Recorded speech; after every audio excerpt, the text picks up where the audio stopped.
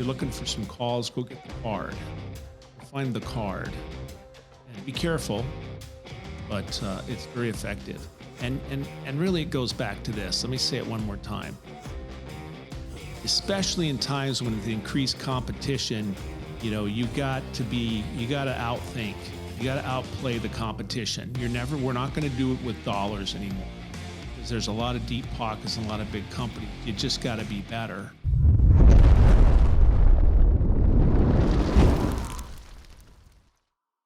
Hey, what's up, To The Point listeners? It's your boy, Chris, host of To The Point Home Services podcast. There is no Chad Peterman yet again on this episode today because, like I said the last few episodes, he's become a part-timer.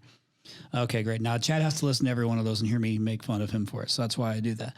But we have an exciting episode today because right across from me in his Tommy Bahama shirt, maybe that's not Tommy Bahama, but beard looking nice and trimmed up, hair looking good, staring right at me with those stone cold killer eyes is Mr. Ken Goodrich. And guess what? If you know the name Kenny the Flashlight Goodrich, that meant you made it to RYNOx 2024 because that was the nickname that I gave you. I thought that was pretty on point. But glad to have KG back in the studio. Dude, you've been quiet with the exception of a couple things. You've had some personal stuff going on. Like you had a daughter, Megan, who got married. I did. That was a fantastic event. And, it's kind of for those of you who haven't done it yet, I'll tell you, they talk about certain things in your life where your life flashes in front of your eyes. But being there at the wedding, I remembered the day that we took her home from the hospital. I started kind of reminiscing, and you really kind of see the whole journey laid out in front of you. Time marches on, man. It marches on. But, all in all, it was a great experience, and I'm very happy for her and her rocket scientist husband. Yeah, she looked gorgeous and clearly gets that from Wendy. But listen, if I was Megan and Ken Goodrich was my dad, I would expect nothing but like the best wedding ceremony and the whole experience. It looked gorgeous. Hey, can I derail us just a little bit? Oh, right off the bat? Yeah, right. Yeah, sure. I mean, I got to tell you the story. Okay. So I'll be as brief as I possibly can. So 15 years ago, I was in California and I was driving back to Vegas doing some work. And I said, what was with the guy? I said, let's drive down Route 66. So we drive down Route 66. And if you haven't driven that part of Route 66, there's not a lot there, right? Old gas stations and antique stores and stuff. But anyway, so we stopped this antique store. And I walk in, there's a box of stuff that hadn't been put away.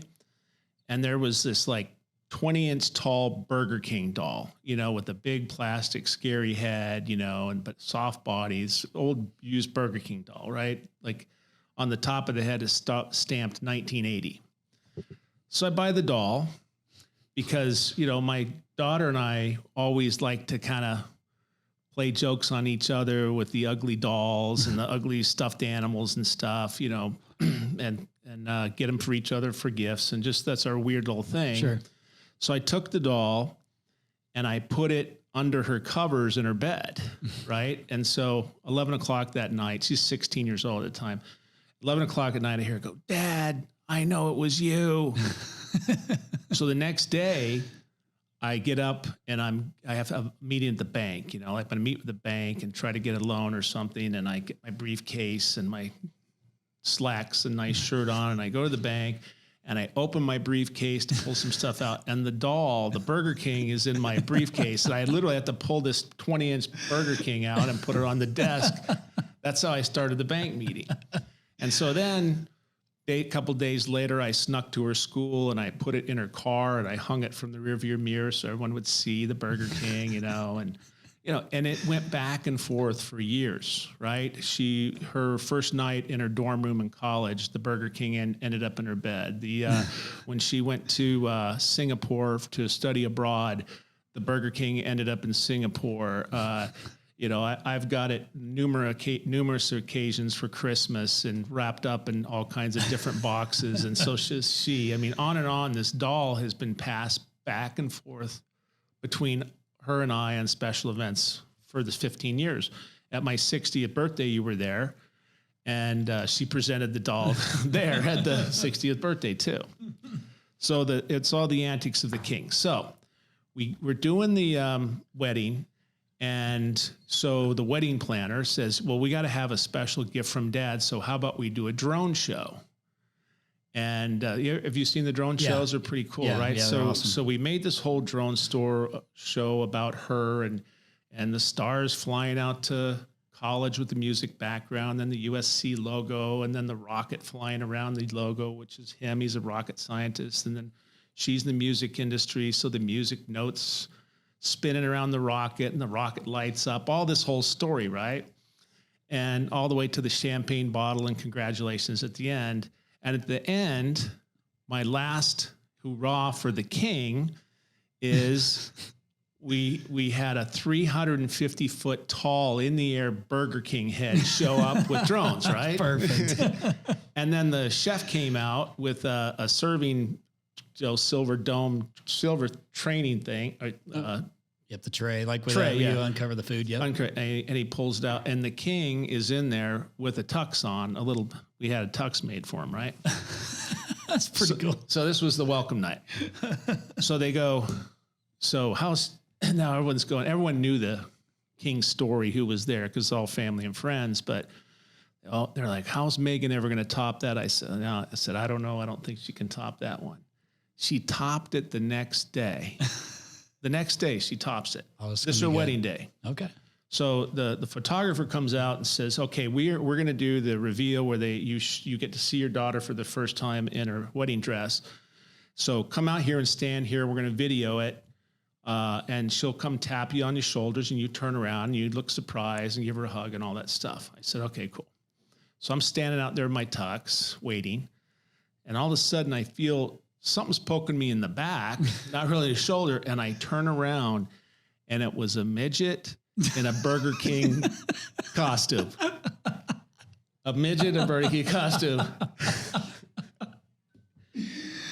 Oh my gosh. Well done, mate. And well done. And so, that was funny and fun and everything. And so, at the reception, he showed up and he passed out tickets to the after party and got some pictures with people and such. So the next day I go, I wonder if I cheapen this Hollywood wedding I gave my daughter, right? With the midgets and Burger King stuff. I started to feel bad, a little guilty. So I go get to my daughter, I go, Megan, do you think we took this, we took the Burger King thing too far here? Like we always take everything too far. And she goes, Dad, the midget was the first thing I bought for the wedding. I was going to ask. I was like, she must have pre-planned that too. You guys just happened to both do something. Yeah, you knew. I didn't know she was going to do that, but she said that was the first thing she decided to do. That's funny. Well, that actually makes a lot of sense. So I remember you telling me the Burger King story before, but it was something completely different. So I remember knowing about the Burger King. Maybe it was at your 60th. I can't remember, but that's cool to see it taken that way. I didn't get to see the full drone show. I'd love to see the full drone show because I'm sure there's video of it. Yeah, I'll send you the whole video. Yeah, it looked really cool. I haven't. I kicked around doing the drone show for one of the RYNOx things. They're not cheap. Mm-mm. They are pricey. Yeah, it's an adult present. It is an adult present. That's actually well said. Well, congratulations again. Tell me one thing. Did you, Ken Goodrich, shed a tear at your daughter's wedding? I did. Oh, I did. See, many. Listeners, he's a human being. Many. Yeah, good.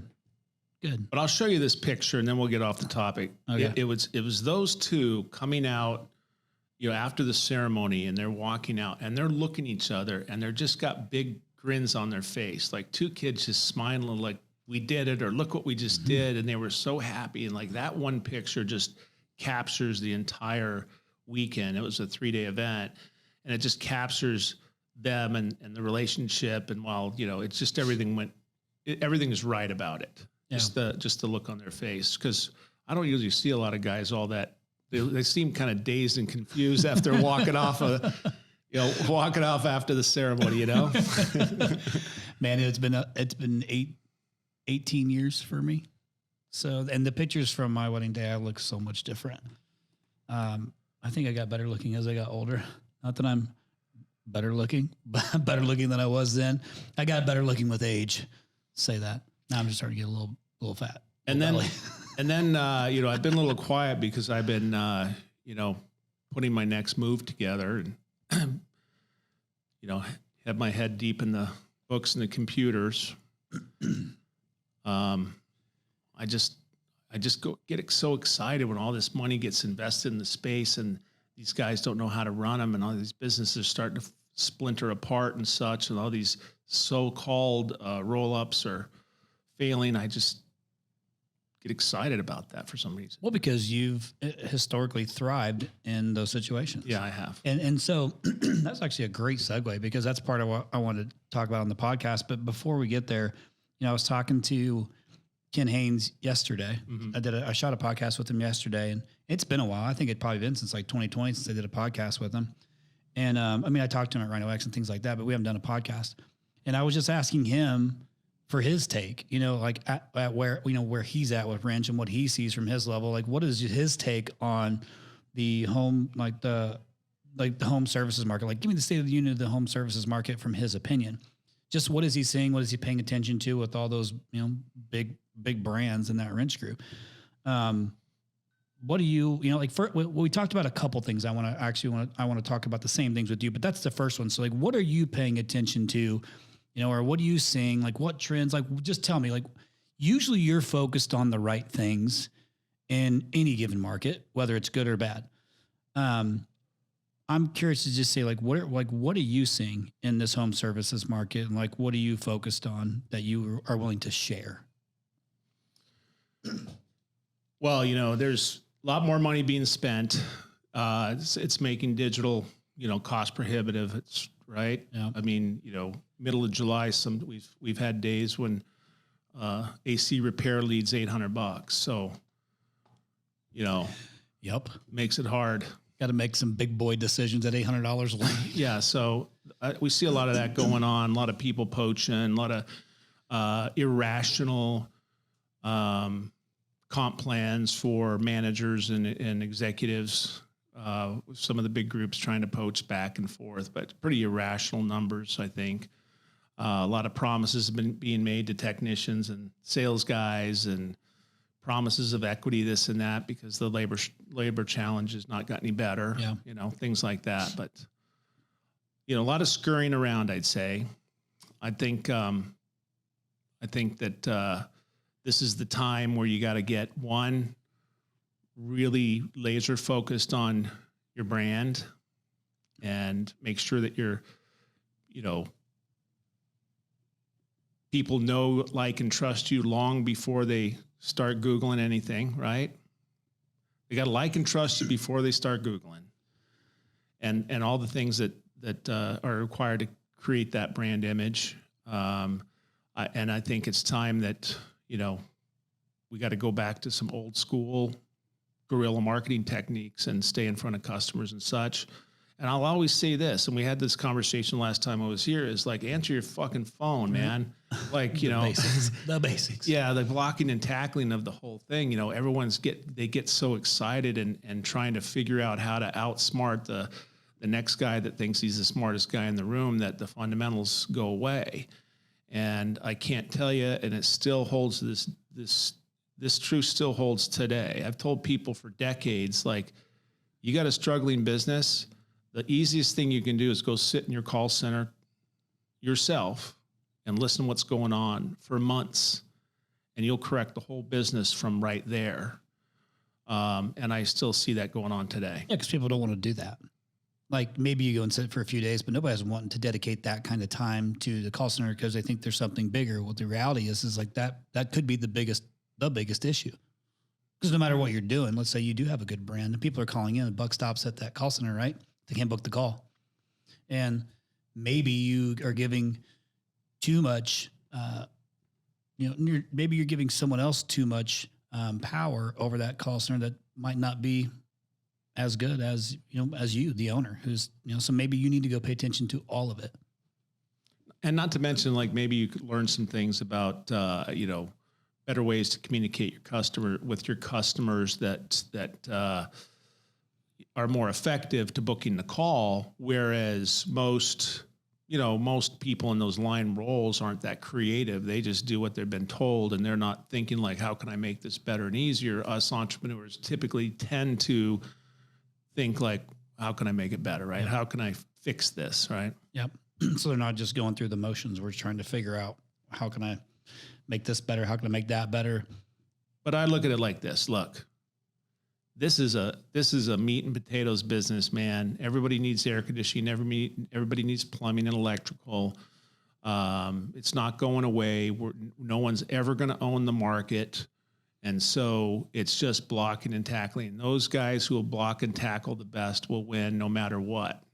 Yeah. And they will beat the guys who are just going to try to spend their way into a brand, which is not going to happen, a brand and a business and a culture. I've been hearing this. I've been hearing like some chatter lately, and I have a strong opinion about it, but I'm going to keep my poker face, and I'm going to ask you kind of your opinion on it. And it has to do around brand, but I've been seeing more and more that people are saying, does brand really matter versus personal brand? Like, should you be focusing more on, as an employee, your personal brand, or relying just on the company's brand? Like, which one is more important? And I've been seeing people going back and forth saying, personal brand is now more important.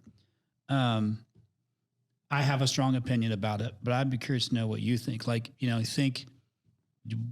what would you want? If you have a strong brand, do you want somebody who is an employee of yours going out and trying to build their own personal brand while still working for you? One. If you have no brand equity, you're a new business, do you want somebody going out and building their personal brand too? Like, do you have a strong feeling about that one way or the other? I'm not sure quite what you mean. Like, perfect example. If you had, Steven working for you, who's wanting to go out and build his own personal brand, but he's still working for you. Like, he's trying to build his own brand and say, hey, yep, I'm selling, air conditioners. Yeah, but I still work, or I work at Goettl. Like, he's trying to do his own personal brand, versus relying on selling the Goettl brand. I'm selling my personal brand, and I'm installing Goettl. Does that make sense? So, and that's trying to attach it to you like to your businesses specifically, but just one way or another. Like, would you rather somebody focus on your brand that you've spent millions of dollars on building, or their own personal brand, selling themselves, because it's a relationship marketing deal? I mean, if they could coexist, and they were say, I'm Steven and I'm with Goettl, and here's why I'm at Goettl, and his own story, and mesh them together, I think that would be valuable. I agree. But if they go, separate, I don't think there's a benefit to it. Yeah. I got a really great story about that very thing, but I don't know if we have time. But I would love to hear that story. I'm sure everybody would love to hear that story. I actually was trying to not use any names that I know, so I was just using Steven's name, so he was the guinea pig. That's not a thing. I just was using him to our listeners. I was just using him as a guinea pig. But I'd love to hear your story. I'm sure it's going to be great. Well, I don't think we have time, but okay. I'll just here's a teaser for next time. Okay. We had a guy that went to our PR firm and said, hey, I'm only going to work for Ken for another couple of years. So can you start putting my name out a lot at that time we had a company called Yes in Vegas. Can you start putting my name out in the Yes PR a little bit more, so I can build my personal brand? So when I'm ready to start my own company, I can go out and do it. And so the owner of the PR firm called me and told me that story. And so I'm just going to set this up for a new time, but we set him up with an article we set him up to have an interview with Inc. magazine, and then talk about his whole new venture. And I'll tell you where that went one day. Oh, baby. Okay. And the story continues on a later episode. Sorry, listeners. Well, that's going to be good.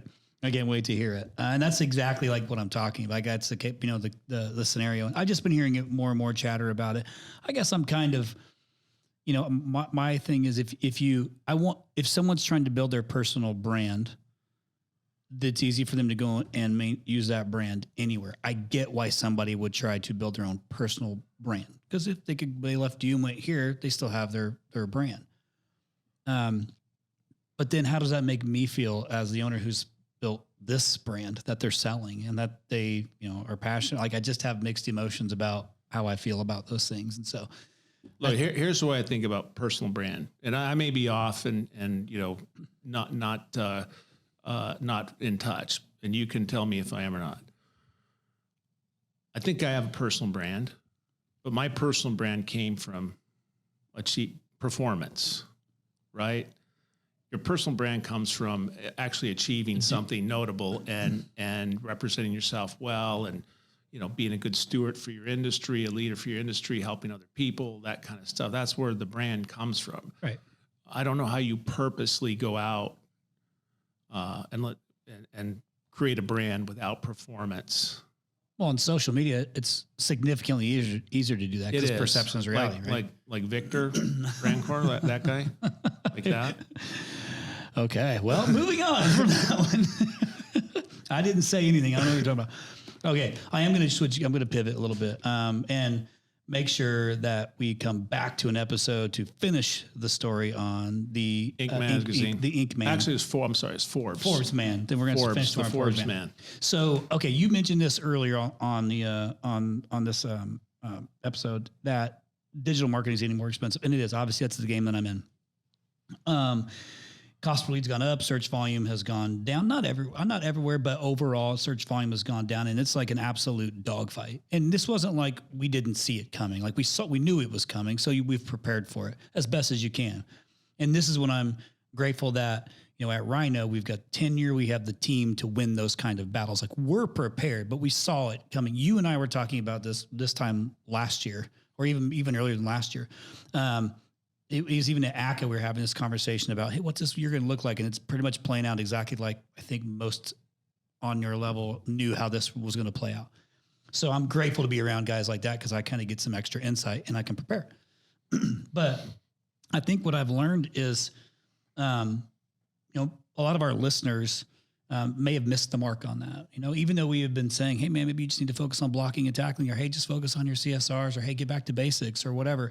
I think that talking about some of the grassroots and like guerrilla marketing stuff that you also talked about a little bit earlier is what I want to talk about, because that's something that you were the king of for years in business and being super successful with, even in like downturn markets. So I thought, like, maybe we could use this episode to maybe go back to some of those things that could actually even still work for some people today. Like, maybe that's something that they can take and run with. And what I was thinking about is, and I've been, the last few weeks when I've been messaging you saying, hey, man, I really want to talk about this postcard. We're going to start with that one because I looked everywhere for it and I could not find the conversation that was happening in one of the Facebook groups. I can't remember if it was on the Einstein's one or Avengers or which one, or both, but it was around the controversial postcard strategy that you had used that was successful. And I know kind of had some like in the conversations, I wish I could find it because it clearly struck a nerve because there was like 800 comments on this thing back and forth. And I went back to find it. It must have been deleted because I couldn't find it anywhere because I was looking for people's arguments. But regardless, you launched this brilliant postcard strategy that worked really, really well, that was walking the thin line of, is this illegal? Is this not illegal? And the reality is it was a marketing tactic. And it was a marketing tactic that worked. That wasn't the regular 8x11 like card, thing that you send out. So maybe for those who are listening who didn't read that, who aren't on social media, I don't remember exactly when this was. It was a while ago that you launched this, I believe. But maybe just share with the listeners first, what was the controversial direct mail piece that you sent out, and then we'll start to walk through some of the the feedback from it. All right. Well, I'm going to tell you a story how we got there, but let me tell you this: it was 100% legal. Right. It was interesting that we would get called out, and competitors would say it's illegal, but it was just so good that's all they could say. They're right? hating, man. It was, yeah. That's why I said it was a brilliant marketing play. Call it what you want. But the reason why I wanted to talk about this today, because it's really applicable to what's happening in the marketplace right now, right? And it requires you to think differently and keep your eyes and ears open. And I got to tell you, being curious, for whatever reason, I've just been a curious guy all my life, and I'm always interested in why does that work and what does that do and how can I make that better? I'm just constantly trying to find better ways and understanding how things work. So back in the day, let's say this is 2002. I'm poking around at night on the internet, right? I'm looking around for business sites, and I'm like, looking for business tools and stuff. And so I end up to this site called, I don't know how to turn that off, so it's going to ring. Don't worry about it.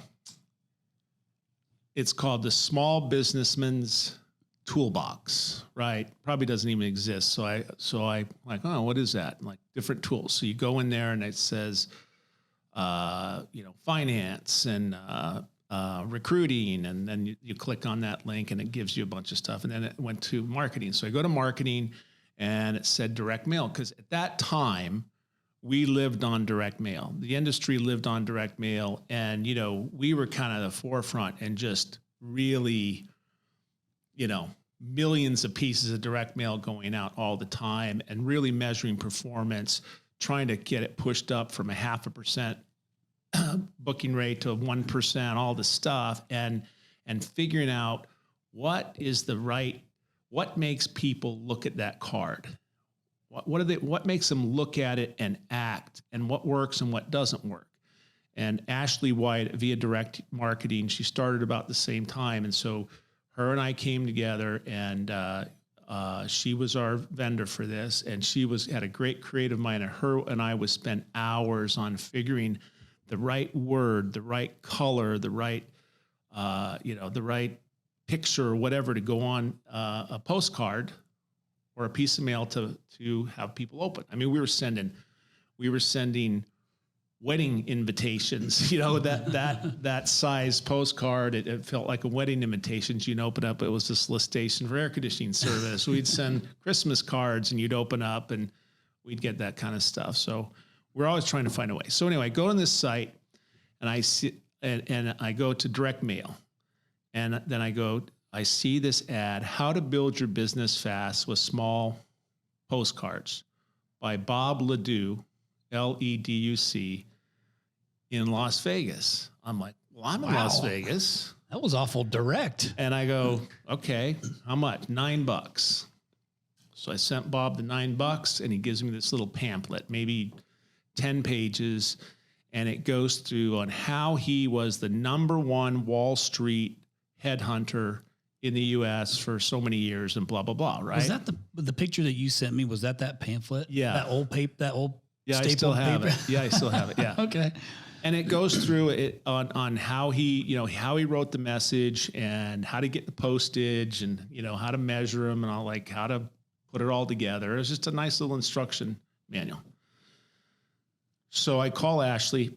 I said, hey, let's look at this thing. This is pretty intriguing, because here's what the guy did. He has a 3x5 white postcard. Up at the top, it says date, then time, and then RE regarding phone call.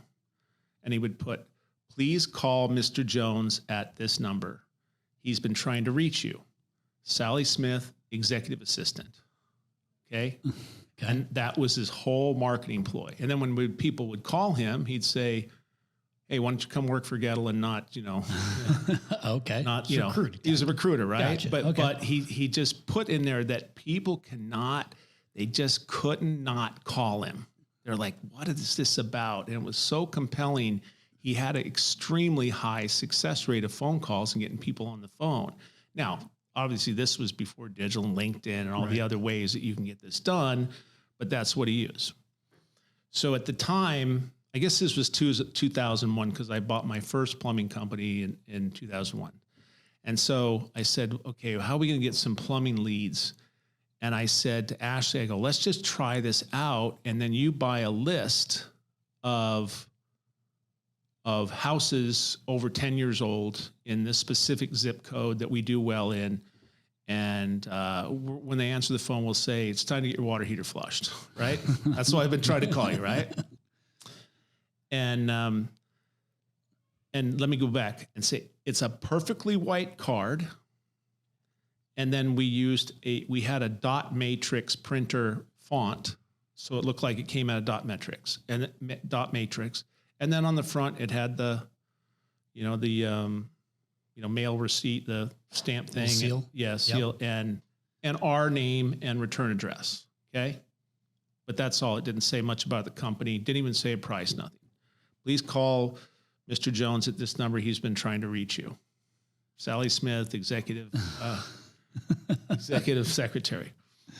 So we sent 1,000 out and boom, they hit. And the phones like went crazy. They were all lit up, and my people were on that. We had about 6 people answering the phone at that time, and they're all on the phone. They're on the phone, and then about 2 hours into it, the call center manager comes out. We gotta do something. This is terrible. I'm like, what? He goes, these people are so mad. They're like, what did you call me about? And they're saying that guy were saying, I took off work so I could make this phone call, or my elderly mom was so upset she didn't sleep last night over this postcard, right?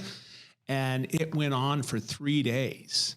And it's just, they got, out of 1,000, we got so many calls that inundated our contact center that, we were having people honestly ready to quit. Did it do more bad than good?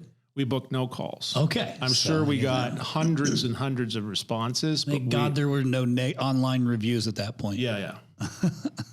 So then we have a little manager meeting, and the call center manager goes, good thing we're not doing that again. And I go, the hell we're not. It worked. People were calling. People are calling. We're going to figure a way to water it down and get it, perfect this message and see why it worked, right? So we started adding a little more language to it, and it, kind of ended up like, your HVAC manufacturer recommends an annual or a seasonal system tune-up to avoid costly breakdowns and challenges with the severe weather conditions. Contact this number and schedule their appointment. But it was very brief. There was no starburst or no, picture of a polar bear on it. It was all black and white, right?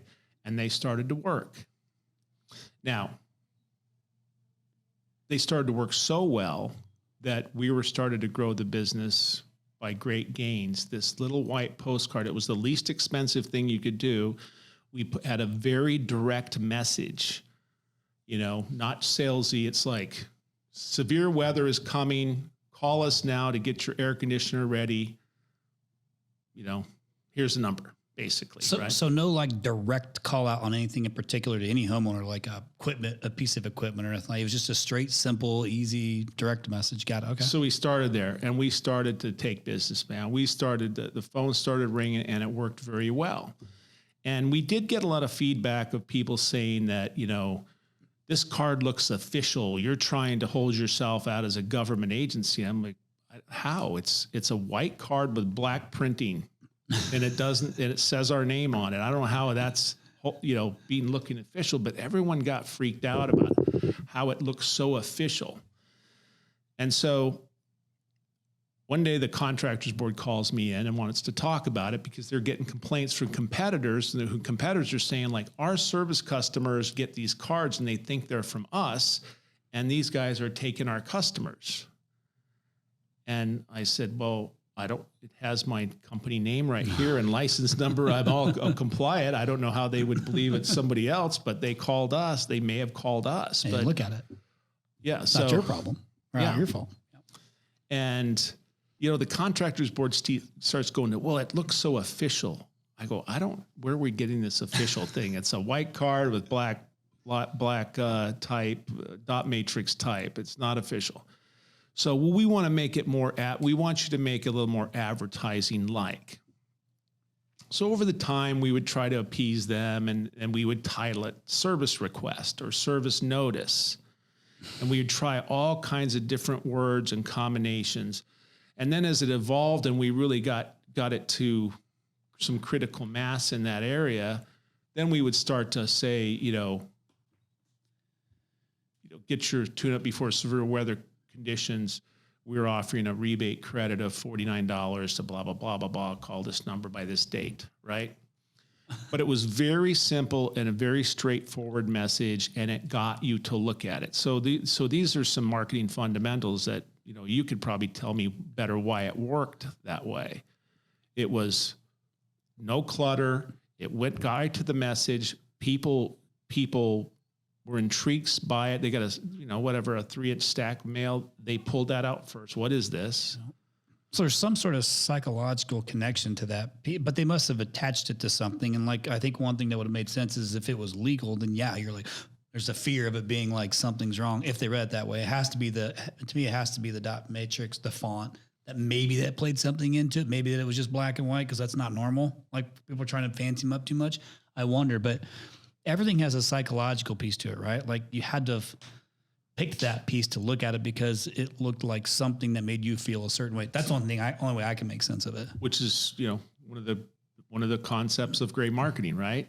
Made you feel a certain way, made you act, made you look at it and listen to it, right? And potentially take action. Yeah. That's the end game, right? Yeah. Yep. Yeah. And so it worked. And so we're off to the races, and we're sending these things out for 4 or 5 cents. 4 or 5 cents. 4 or 5 cents. But no, I guess postage was pretty low back then when you did a bulk rate. Yeah, about 4 or 5 cents a unit. And we're sending these things out, and we would go into new markets and just hit the card. And some interesting phenomenon with the card is that in some cities we'd send out 10,000 and we'd get, we'd be booked out for 2 months. And sometimes we'd send out 10,000, not get one call, depending on the market. Like Phoenix, the card didn't work that well. In Vegas, it worked great. So over time, I started giving the card out to some of my buddies in the industry, right? I had one guy in San Antonio, as a friend of mine. And so he starts to evolve the card, right? So he decides, I'm going to do a watermark on the card of the seal of Texas, right? I'm like, well, that's where it starts going bad, right? It sounds like a bad idea. So all of a sudden he goes and next thing you know, he's talking to the Attorney General of the state of Texas and having some challenges with that. And so there are a lot of guys that went off script and tried to overdo it. Got it. But the simplicity of the card and just how it looked was really, I believe, what made it work so damn well. And over the years, we just got into some other things, and we started more branding campaigns. We had taken enough heat from the various contractors boards and business licenses and all these people who wanted to try to act like it was official, yet they could never tell us why it was official, that we just kind of eventually evolved out of it. But that card has been distributed around this industry. And for those of you listening who've been around, you've seen that card. It all came from me in that night and getting that pamphlet from Bob Ledoux and how we created it. And we tried all kinds of iterations. Like we used to say, records indicate that your HVAC system is due for its annual inspection and tune-up, blah, blah, blah, blah, blah. Play on words. And then people would call like, what records? They just had to know what records. And they said, well, we bought a mailing list that said your house was 10 years old or X amount of years old. And so we know, and that you had an air conditioner, and we know it's time to get tuned up. But there's some words in there that would get people really fired up. But again, it was highly effective. I truly believe to this day that card that's still in use today, by the way. I still see them out there. I know a lot of Vegas guys just started using them again. And then a company called Stochastic Marketing, they took the card, and That's their staple item for the last 10, 15 years is that card. And they've put their spin on it. But I bet you that one little card from the where it started is been the number one lead generator for HVAC replacement that's ever been. We've got to find one of those. There has to be. We got to find an original. I had some. I didn't bring them because they were like maybe 6 years. So they weren't evolved. the OG. They weren't the OG. Okay. I was looking for the OG one, but that's how it got there. And really goes back to the original point is you can't open your eyes and ears. A lot of the traditional marketing people just got their blinders on and they're just, we'll have this 30-second ad and we're going to say sale, and give them a price and make an offer on everything we do and blah, blah, blah. And it's not working. Yeah. You got to get out there. If you're going to run your business, you got to get out there and start digging and finding some new truths. Yeah, and I think that's something that if we go back into some of the guerrilla marketing tactics, that's a perfect example of something where you took it, made it your own, and you tried different things, and it worked. But you've done other things that have worked well too, because we've talked about on a lot of podcast episodes. So back in the day, you'd be able to buy it may be a business that was failing, and you'd buy their business or their book of business, their numbers, and you just start cold calling their numbers and you help build these businesses back. Like there's a number of things that you've done that were out of the box. And I think that from, hanging out with you as much as I had and listening to all the stories I've heard you talk about, I can't remember all of them, but there's always a few that stick out. Some I can talk about, some I can't talk about. But in regards to guerrilla marketing tactics, like you used a lot of different stuff back in the day that wasn't like the traditional stuff, no radio, no TV, true out of the box tactics because of just the way that your curious brain thinks. You would come up with these ideas.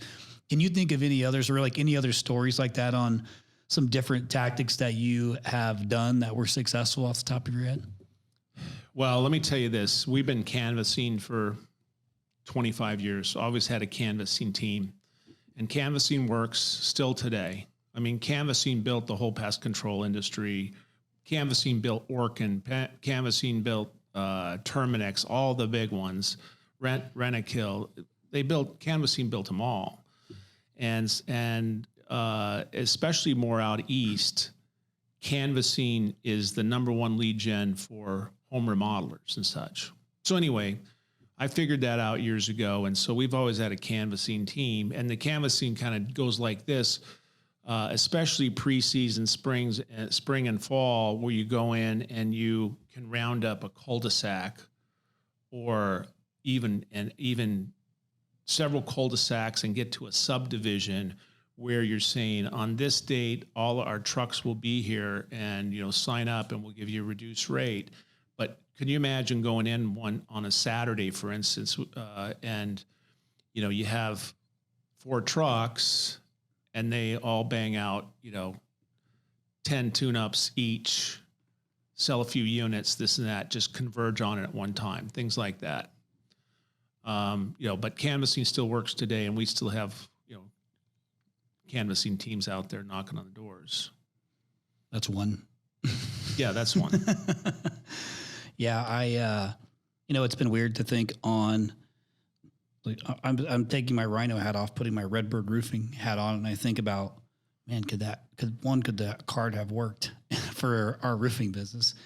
And then the canvassing piece has gotten really interesting because I feel like from even back in the day of just going and knocking on doors, now you can go and knock on doors and just be like, hey, we're working on your neighbor's house. If you see any trash or anything over here, we'll want to make sure to come over here and clean it up. And it's not like a sales pitch. It's just hey, if you find anything in it is what you are, building the relationship. You're trying to make the sale, but you're not talking anything about, anything. Just call me. We're Redbird Roofing.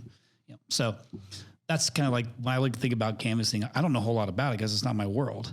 I just think of it like, well, canvassing is you go and knock doors, like door knocking, which is huge in like the solar business, roofing business, like pest control business, like you're talking about. But do door hangers work? Do you put like something on their garage? Some people are putting like these big ass 8x10 things on people's garages. Like that to me seems aggressive. I'm not doing something like that. Yeah. I got a good idea for roofing, but hold that thought. So like here's some other things we've done way back in the day that still would work today. So, early on, struggling to make my business work, I had a sheet metal shop and I could fabricate things in a sheet metal shop, learned as a kid.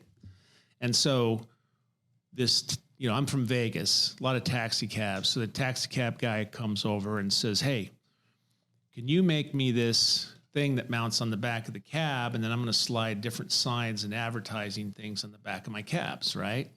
So we figured out and we made them. And so that was kind of the beginning of taxi cabs having this signs all over the advertising them. Right. And then we used to build all the ones for the back and then those triangle things that sat on the little the roof, A-frames on the roof. Yep. Yeah. So we'd build them for these cab companies in Vegas. And so we started putting those on the back of our vans and have certain advertisement. And I'll never forget, I read this advertisement for this guy that was a trade OG called Doc Rusk, right? And you could buy the Doc Rusk business system for $298, right? Old Doc Rusk.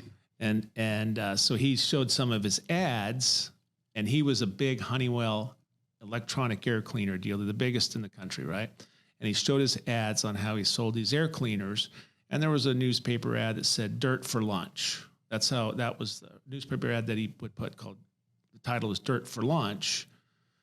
And they explained about the benefits of a electronic air cleaner, right? So, we made our cab signs, put it on the back of the vans, and it said "Dirt for Lunch," and, some very quick, simple message about, we can clean the air in your home, blah, blah, blah, call us. So it's air purification. Yeah, air purification. Yep. So, at stoplights, we'd get a lot of calls, actually. People would write it down.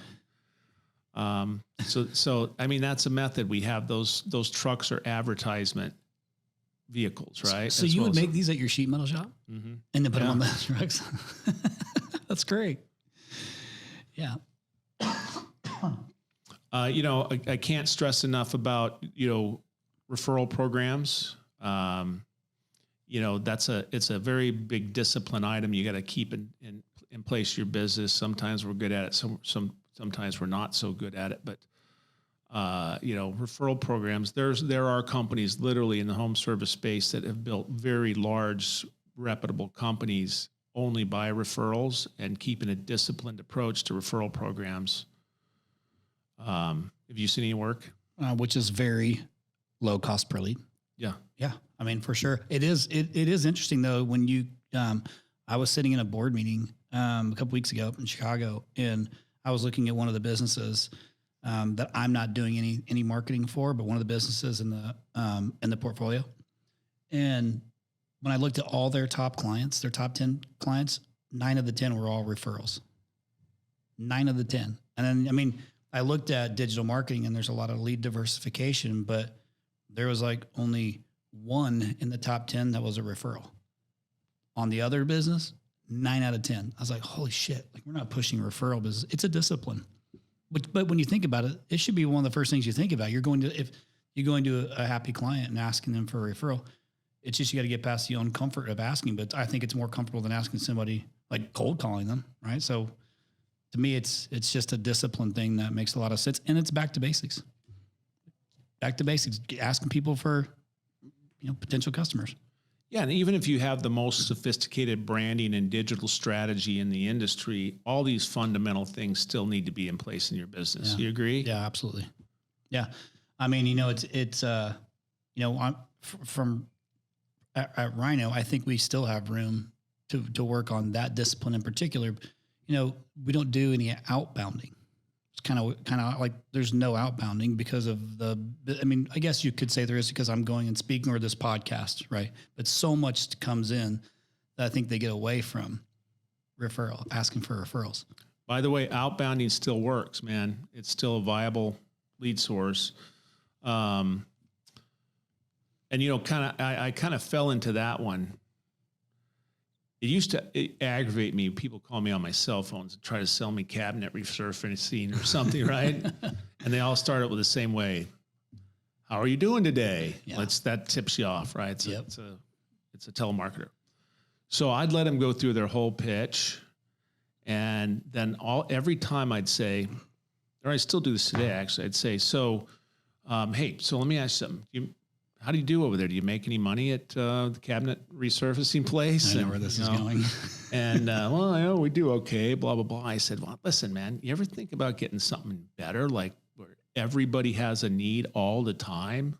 Well, like what? Like air conditioning. Like, you notice we live here in the desert, right? Right. And I would sell them on quitting their job. That was my game for frustrating me with my time. Is I'm gonna steal you and put you in my call center, right?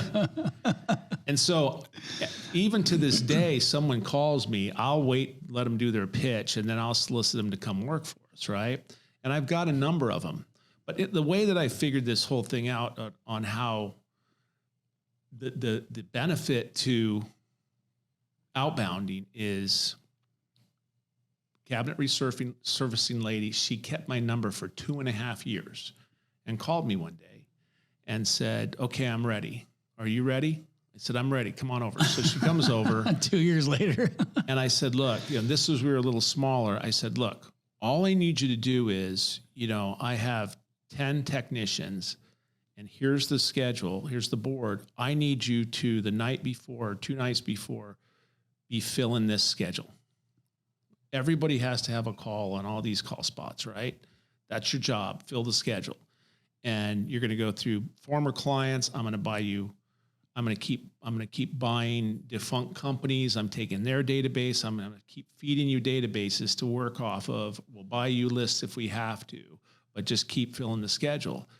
And man, it was immediate. She took off immediately, and every single day we had a full schedule. And she'd fill them in with tune-ups or whatever we're doing, or duct inspections, things like that. And from that point on, we started expanding that and, putting full teams in. So there's a few little tactics. You think that the outbound strategy is still strong today? I think it's still strong. And certainly, when you have, it's always funny to me when people always brag about the number of database clients they have in their database, because as well as I do, it doesn't mean anything. Like, okay, well, how many club memberships do you have that are really long repeat customers, or anybody who's used you, over the last couple of years may remember your name, but for the most part, anybody past then doesn't. And so you need a team that's constantly working your database and calling your customers, and also, with the new texting and things like that, using that to stay on top of those customers and offer them different specials or remind them that we haven't seen you in a while. Maybe we should check your system and things like that. So it does work. That's what I'm hearing you say. It works. Yeah. Yeah. Perfect. Well, so, and that's just, to me, I put that in the grassroots category, because that's kind of like some of the early things that you could do before all the technology, extra technology was involved, maybe radio and TV, that's been around for a hot minute. You had the black and white TV, I'm sure. He's shaking his head. Yes. Well, I appreciate you making the time coming over here, KG. I know it's not an easy drive over from Scottsdale, because it's like straight across and you got to take the interstates around, but I would appreciate you making time for me. I'm glad we got you in here again. It's been a minute. Yeah, I enjoyed it. And I'll say this, if you're looking for some calls, go get the card. Go find the card, and be careful, but it's very effective. And really, it goes back to this. Let me say it one more time. Especially in times when with the increased competition, you got to outthink. You got to outplay the competition. We're not going to do it with dollars anymore, because there's a lot of deep pockets and a lot of big companies. You just got to be better.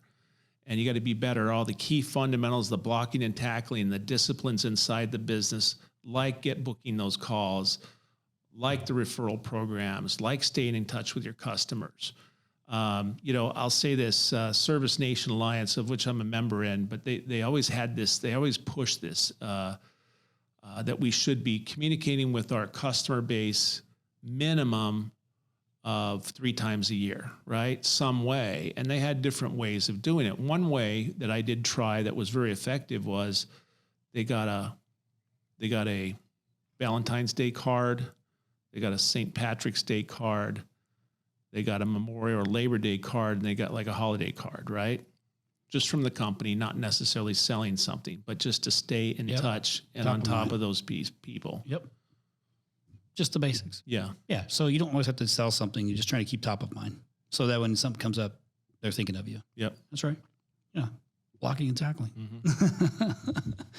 Great. Well, listen, I cannot wait for the follow-up episode on Forbes, man. That's going to be good. And then maybe we can talk about kind of the new stuff that you're getting into on the later episode as well. But yeah, let's do that. And I'll be more consistent than Peterman. Perfect. Yeah. At this point, you already are. Listen, obviously, you know how that business goes. Like he has different opportunities comes up and that takes precedence. And I agree. The Forbes, man, let me tell you this. It's a great story. And maybe we'll have Landon join us on the Forbes guy's story because he was right there with me. Okay. And he was a co-conspirator. But I'll tell you this, he's turned out to be, the Forbes article straightened him up, and he's been very successful in the industry, built and sold several companies and done a great job. Still a great friend. Do I know this person? I don't think so. Okay. You were quick to say that, so I think I really don't know this person. Okay. Well, listen, I'm happy to pull on Landon with this and have that conversation. Yeah. Yeah. Okay, cool. Well, I appreciate you giving me the time again, KG. It's always great having you on. I know the listeners always love having you on, and it's been too long already, so we cannot have this big old gap again, no matter how busy you get. Deal? Okay. And then I was talking with Haynes yesterday on his episode when we were recording it, and I asked him the same question I'm going to ask you. And I'm going to do something a little bit different this time, but you've been a part of every single RYNOx, and thank you for that. And you got an award for that, right? You got an award for that last year, and I was excited to give that to you because I had one idea, you had another idea, we merged them together, and boom, RYNOx was born. So I appreciate you coming to those things. And you asked me, man, do people really want me to come back again, and be a part of it? And the answer is, of course they do. Like, of course they do. No matter how many new influencers and gurus and all the people that are out there, there's only, to me, one set of OGs, one set of legends who deserve to be in that role. And you are one of those guys and my friend. So I always enjoy having you there, and everybody loves having you there too. So I want to for sure have you back at RYNOx again in 2025, but I'm going to do it a little bit differently. So I don't know what you thought about what we did with Paul Kelly and Jonathan Bancroft, how we did that little fireside chat, and they kind of asked one another questions, which I thought was a great little session. I think that, and then I got a lot of great feedback. Like that got a lot of great feedback. So I thought, we should maybe do some more of that, where it's maybe not me asking the questions. Maybe there's a spot for a couple of the legends to be asking questions, or maybe there's pairs asking different guys questions. Maybe we're West Coasters asking East Coasters. Maybe I don't know. I've not landed on it yet, but all I'm doing is planting a seed in your Ken Goodrich curious brain. So that way you can now come back to me and say, hey, you said this, how about doing this? I just planted a seed. Okay, great. That session that you had at the Last X, I learned a lot from those two guys. I mean, I even picked up a lot of good gems from that. And again, kind of the theme of this particular podcast is, open your mind and go find solutions. Sometimes it really helps me to watch two people having a conversation, how they think and what are they thinking about.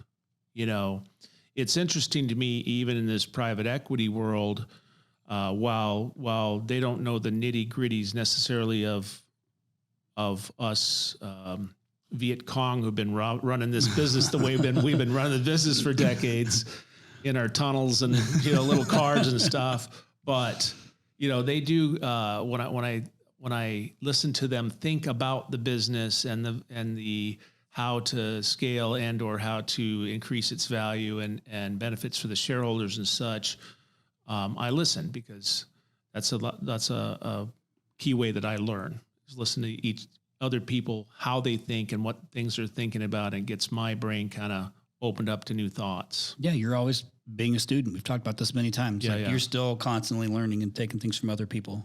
And I really respect that. And we were talking about that yesterday too. So one, RYNOx 2025, the OG returns. I'm in. All right.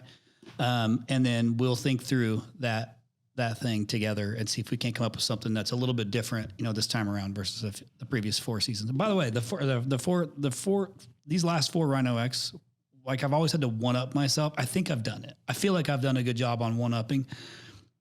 I'm like trying to figure out how the hell I'm going to one up in 2025. Maybe I got to get rid of that mindset and like, it's okay where it was at. It's pretty cool.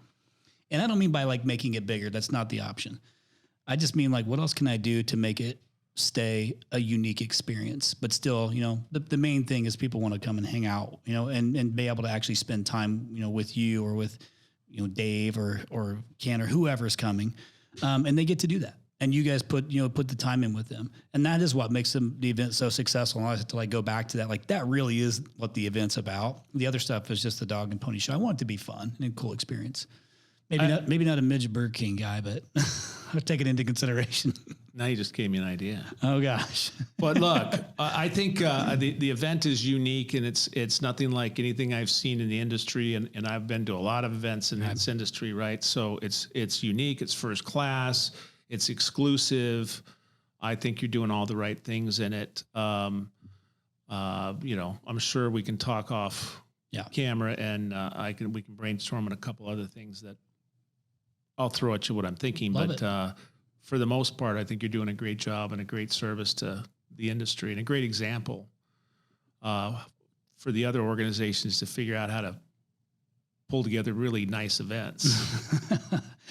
That is a very nice compliment. Thank you, Ken Goodrich. Well, listeners, keep tuning in for the stuff. Like again, Ken just said he's going to not take as long of a break between podcasts, and who knows, he might be one more podcast and you're ahead of Peterman, on the guest profile. Because you've actually might have been on, now that I think about it, you might have been on more podcasts than he has been as a co-host so far. Oh, really? Just because I've been on a few here. You've been on a couple. Yeah, you've been on a couple. That's because everybody wants you to come back and be on. So it's like, okay. And you were like, I don't want to be. Do I need to be back on again? The answer is yes. Hey, let's talk about this real quick. Okay. So the First Step Facebook group that we started. So we started that when, like 2020, right? Middle of 2020. Yeah, and so. Because I was walking every day, I'm still walking every day, and you and Paul thought, let's put this group up and kind of inspire the industry to go exercise, walk, exercise, support each other, but it'd be in an industry specific thing. So just a couple of things to report on that. So we kind of created it in Lark, and then Paul had set it up so that we could. We had the Strava app, and we were posting our walks every day. So, the reason why it was good for me, because when I don't walk, I'm like, I don't want to let the team down, right? I don't want to let the people in the group, because I don't want to be the schmuck who walk with Ken Goodrich and I never walk, right? And so it keeps me motivated to walk. But the interesting thing about it, so there's about 1,500 members, and I don't know, a couple hundred that are active or something. Sure. And I don't know how those stats really what they mean in the group, but seems like a meaningful number. But it's amazing to me the success stories on that group, right? With that group, right? Like Greg McAfee, who just put it in his mind, and he had a heart attack, and he said, I'm taking back my health. He's early 60s. And lost 100 pounds, and it looks like Atlas, buff, working out all day, and he was posting every day in that group, and has thanked me many times for the motivation that this group had helped him. And there's countless stories of people who've lost 100 pounds, people who, survived a heart attack because they were walking. The doctor said, had you not been walking like you were, you would never survive this. David Maister, who just set a goal for 1,000 miles, and he just got so into it, and the physical and mental clarity that he got out of walking, he's just got obsessed with it. And he banged out 1,000 miles from beginning of the year to early August, right? And he flew down to Tahoe, where I was staying, and we took the last 5 miles together, and a couple other guys came out from the group, and we all walked together, and he celebrated his 1,000-mile walk. He's lost 47 pounds. His wife cried there and said, cool. Thank you for saving my husband. Wow. You saved his life. And our family's so much better, from him getting out and getting this good, healthy routine going, right? So, but there's so many success stories that have come out of that.